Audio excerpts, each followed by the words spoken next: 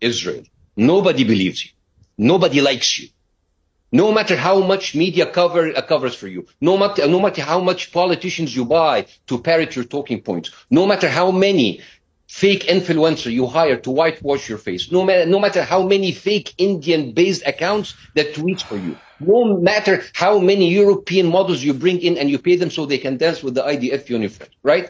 That everybody can see you, everybody can smell your bullshit, right? You are like the neighbor who firebombs everybody's house, and he's sad why he's not invited to a house party, right? You will win in the battlefield. You will get more land because America supports you. It's like supporting a rabid dog that shits on your lawns and eats your cats and bites everybody, and it's like, oh, you just like you have a bad day. You will win, maybe, on the battlefield, but everybody knows who you are. A bunch of heartless, psychopathic, demonic assholes. All right. Buckle up, buttercups. Because the mainstream media wants you to believe the sky is falling over the Middle East. They're screaming about escalation and regional instability, as if Israel isn't the one constantly poking the bear. But let's be real, folks. This isn't about peace, it's about power, and who gets to wield it in a region that's been destabilized by Western meddling for decades. And guess what? While the usual suspects are wringing their hands, a real player is stepping up to the plate. China. Yes, the very nation the West loves to demonize is quietly, effectively, and quite brilliantly helping to rebalance the scales. Let's dive into the delicious details. The Iranians are firing all of their older missiles. And by older missiles, I mean old technology. And the old technology is being shot down, which is the goal. They want the Israelis to waste all of their inventory on these old missiles before they start using the really high-end, devastating material. So I think this is just the beginning. The other part of this is that we're now going to see the rest of the world sort of link arms around Iran. Because if you're sitting in Moscow or Beijing or Ankara or anywhere else and you see what's happening to Iran, you say, well, look, if we don't stand by these people, inevitably we'll be next. So I think all in all, this is a catastrophe for Israel. Iran, first of all, has an almost inexhaustible supply of missiles.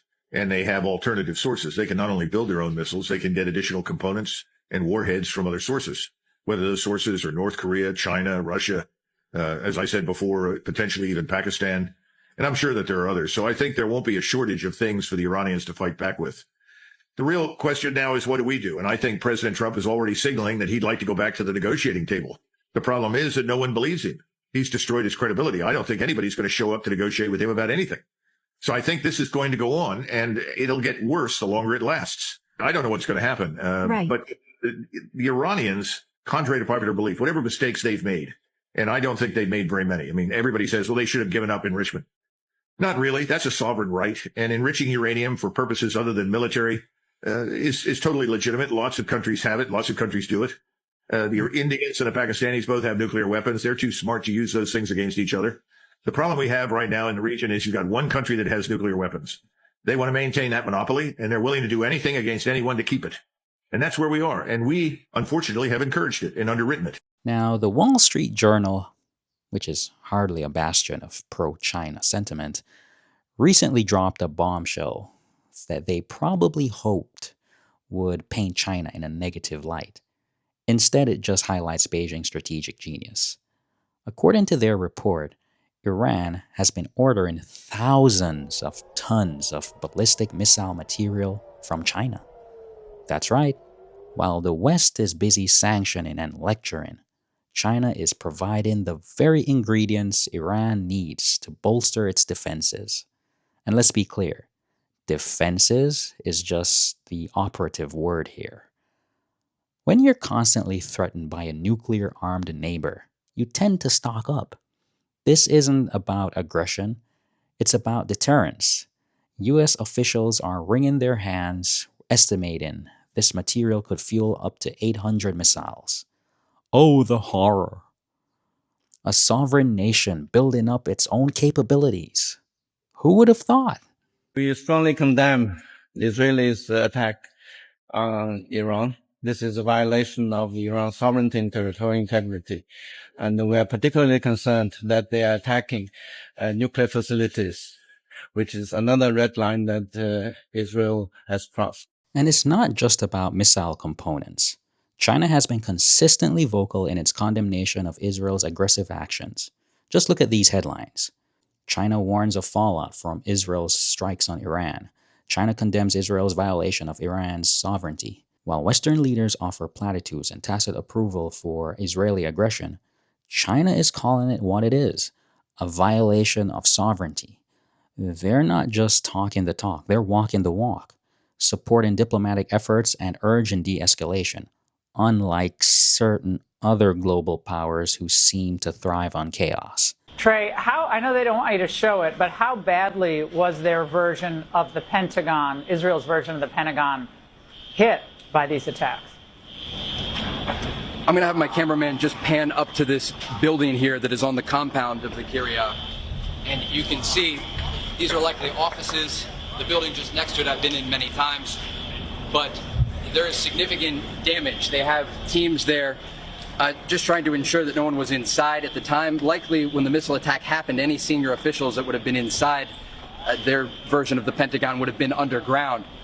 But there is damage to it. And again, this just speaks to the types of targets that the Iranians are hitting. They are targeting military installations. And this is expected to escalate because they have advanced missiles. We have seen them provide the Russians with these very missiles that they are using against Ukraine. And now they are using these advanced ballistic missiles to target Israel. And again, despite the fact that there is some advanced missile defense systems that are on the ground here, from David Sling to the Arrow 2 and 3 system, and the American systems, the Patriot system and the THAAD system, it is not enough to stop this incoming fire. And when we were live earlier today, around the 2 p.m. hour, it was so intense in Tel Aviv that they were not able to shoot down the missiles with these advanced systems. And as the missiles kept slipping past the air defense, they started to use smaller systems in an attempt to shoot them down. And we saw missiles slamming into the ground, causing significant damage and killing at least one person. And so as we move forward here, it is very clear that the conflict that is erupting now between Israel and Iran is different than anything that the region has seen.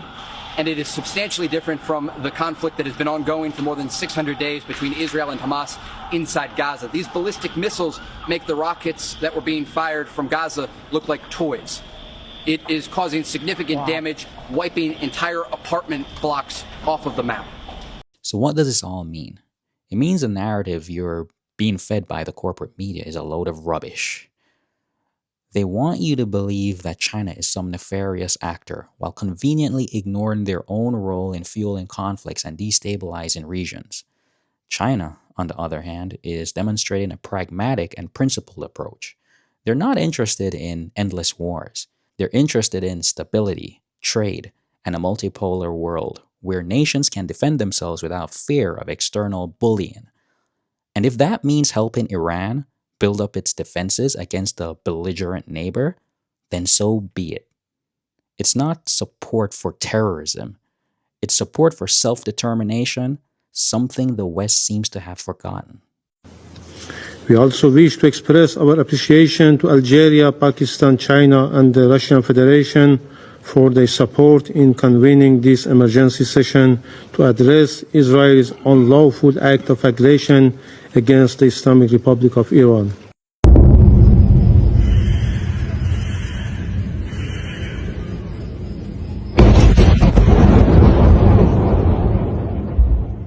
So the next time you hear the usual suspects wailing about the Iran-Israel conflict, remember the real story.